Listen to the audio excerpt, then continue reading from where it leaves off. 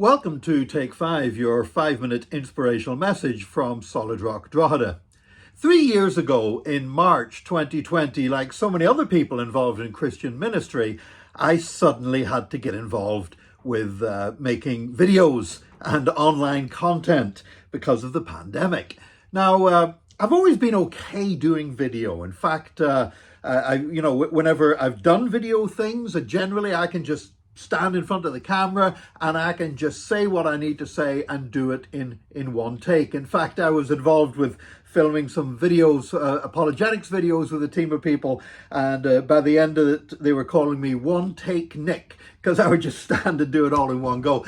But filming the things was all right, but my problem, you see, was all the editing and putting together of it and all that just seemed so daunting to me. Probably if I'd been a bit younger, it would have been a bit easier, but for my generation, this is all new. And so, in fact, let me tell you this, in January of 2020, I had to replace my laptop, and I was getting my MacBook, and I remember talking with my colleague David, who at that time was still working with Apple, and I was getting his advice over which one I should get and how much memory I should get. And I remember him, now this is January 2020, I remember David saying to me, well, you know what, are you going to be doing a lot of video? And I said, no, definitely not. I'm hardly going to be doing any video filming. And so he told me the specs to get. Oh boy, how wrong I was. A year later, I was already working on about my what must have been my 1000th video. I mean, it was crazy stuff.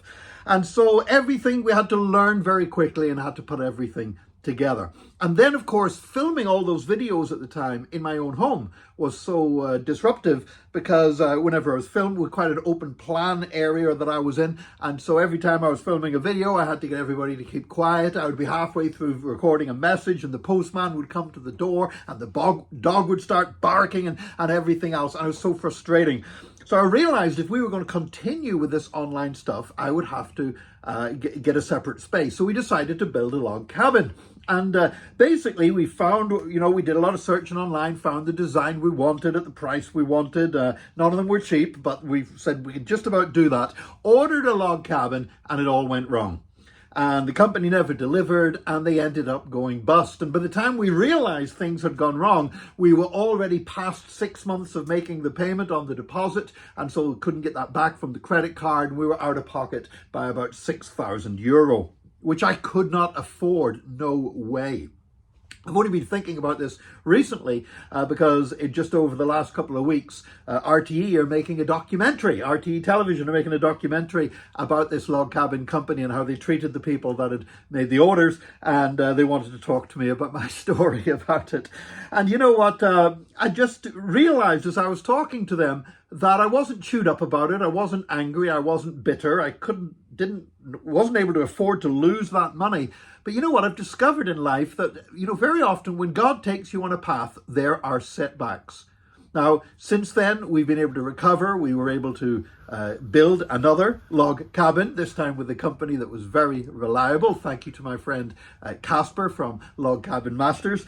But we got a new log cabin, absolutely delighted with it. It serves as an office. It serves as a recording studio. I'm very happy indeed with it. So I'm not angry. I'm not bitter about what happened. I'm not determined to make somebody pay and get my own back or anything else. And I was explaining that to the TV people. But the fact of the matter is, I've learned that when you do something for the Lord, there are often setbacks. It very rarely runs smoothly. But why? Because if we're doing something significant, there is going to be kickback. There is going to be opposition.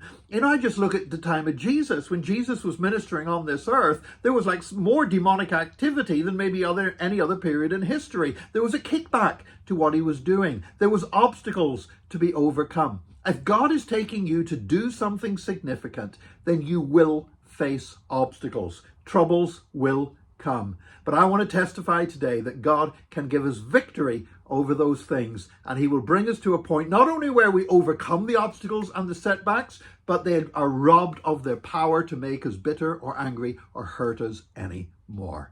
Pray for you today that you will overcome every setback and God will keep your heart right in Jesus' name. May God bless you. Join us again next time for another Take 5, your 5-minute inspirational message from Solid Rock Drogheda.